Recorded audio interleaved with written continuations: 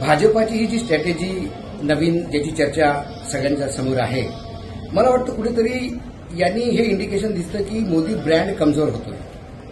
जर मोदी हे तो मुमकिन आहे आणि मोदीचा जर चेहरा आणि मोदीवर इतके लोक प्रेम करत असतील आणि हे सगळं मिळणारं मतदान मोदीलाच आहे, मग खासदार बदलायचे कशाला?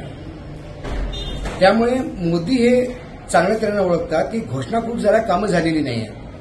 त्यामुळे खासदारांबद्दलची जी नाराजगी किंवा सरकारबद्दलची जी नाराजगी आहे ते तुम्ही खासदारांची टीम बदलवून त्यांच्या डोक्यावर टाकता का? तो एक प्रश्न आहे. दुसरा, 3 वेळा जिंकून आलेले खासदार आता नको.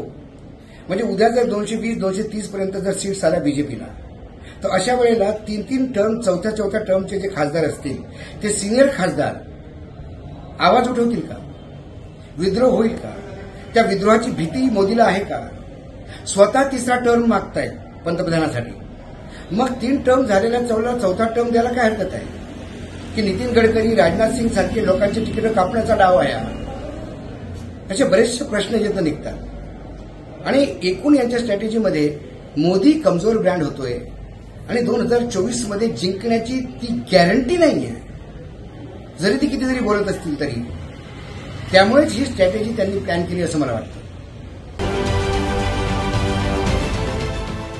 देश विदेशातील प्रत्येक घडामोडींचे लाईव्ह अपडेट मिळवण्यासाठी आता साम टीव्हीच्या सर्व सोशल मीडिया प्लॅटफॉर्मला लाईक, फॉलो आणि सबस्क्राईब करा.